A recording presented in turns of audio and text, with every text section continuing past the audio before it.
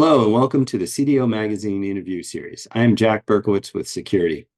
Today I have the pleasure of talking with Amitabh Seli, Chief Data Officer, Head of Data and Analytics at Danone. So how do you work across organizations to be an effective CDO?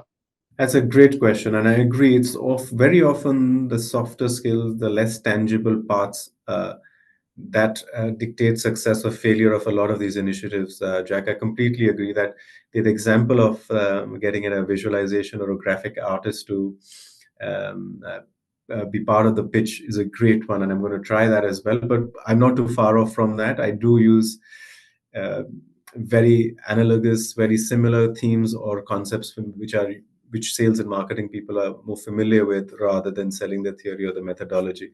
But I've not gotten as far as a graphic artist, but I'll consider that too. And then in response to your question, I think I've talked about understanding the business goals, which is absolutely important. And I think it's a key to see the problem from their perspective. And I think one of the ways that you work to be successful is that you work not just with the senior stakeholders but their teams. And in working with teams, I think it is important to bring or build cross-functional teams on initiatives like the ones that we're discussing. Um, and often, I think when businesses are looking at implementing new tools or technologies, and including methodologies on AI and ML, the conversation is from one team, one part to the other. But I think it needs to be more workshop style, and more interactive. That you get those cross-functional teams together, talk about the problems, come up with joint solutions, and in that there is the education piece of getting the teams to become more aware of what this model does, what it's going to achieve over what period of time, and what success would look like, and define those things more collaboratively. um, is important.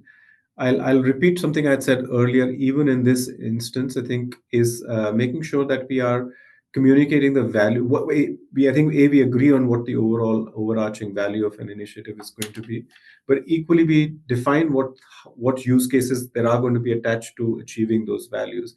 So just working with the teams more closely, collaboratively, and I think that does two things: not just the AI and ML part that applies to host of other initiatives like building a data awareness culture, that mindset and readiness to change. And I would do all of that with top of mind for me and the organization in those instances should be concerns about privacy and compliance. Quite often, teams and businesses can get excited and carried away with this, which is good. Excitement is a good thing. It should be propelled into positive action and momentum, but with a keen eye on privacy and guidelines on use of AI and ML and what it does. So both sides of the party need to of the business teams need to be aware of that. Yeah, So yeah. yeah, I think that's how I will proximity to the business and communicate what we want to achieve collectively. The point about privacy and compliance is where I've taken my career. How do you field AI and ML systems such that you respect and you continue to push forward these principles? Because at the end of the day, you're dealing with data often about people, sometimes about companies, sometimes about other things, and these are important aspects, both regulatory, as it's coming up now, right? More and more Mhm. every day, there's movement in the regulatory industry, but then there's also what's the right thing to do, which Yeah. which doesn't need a lot of regulation for people to really understand it, right? How do you not be creepy, right? Yes. Let me ask you though another question about when you're fielding an AI and ML project, and maybe one of the things that's always on my mind is, these are living systems, right? Mhm. Data is a shot in time. And how do you explain that to the business users that it's not like just a checkbox? We fielded it, and therefore you never need to touch it. How do you explain that even to your own teams?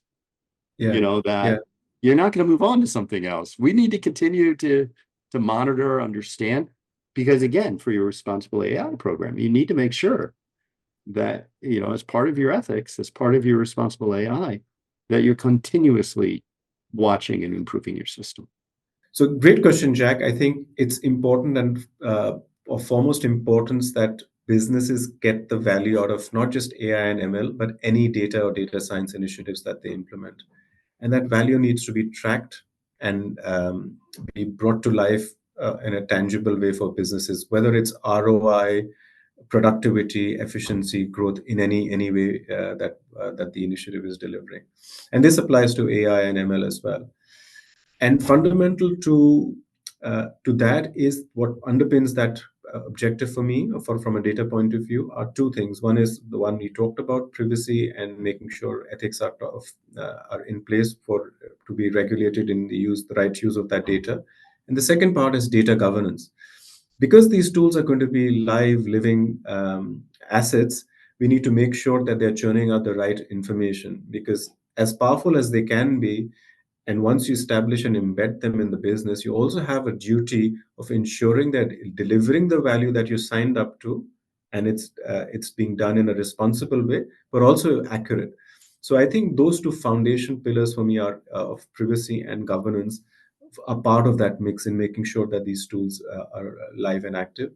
And then without going into down a technical route, I think there have to be standards and thresholds we put in place which monitor effectiveness and accuracy of these models, that are constantly reviewed and tracked through MLOps or any such teams or units. Because you're absolutely right.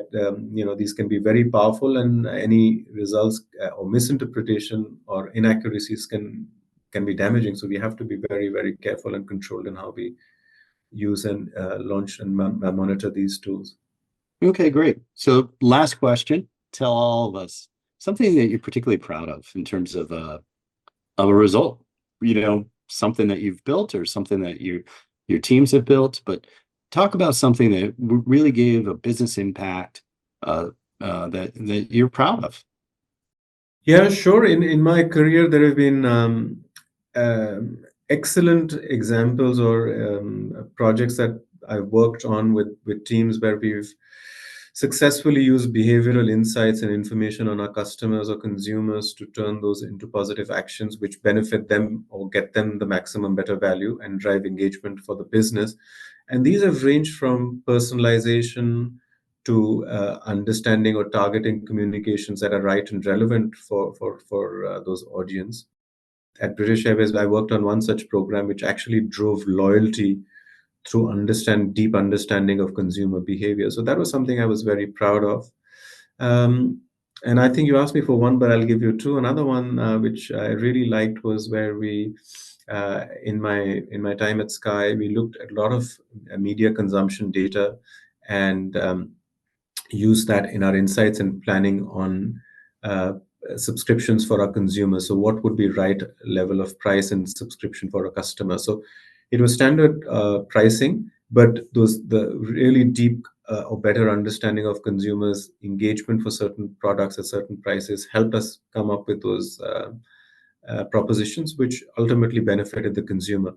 So yeah, those are two examples of areas that I've worked in, which have used advanced analytics and AI, ML, which I've been incredibly proud of. Yeah, that's great, right? Because at the end of the day, we put our heart and soul into building these things, and our teams do, right? And we gotta be proud of the work that we as a community do, and doing it with ethics in mind, doing it with governance in mind, but also with a business impact mostly there. So thank you, Amitabh, for joining me today. Please visit cdomagazine.tech for additional interviews.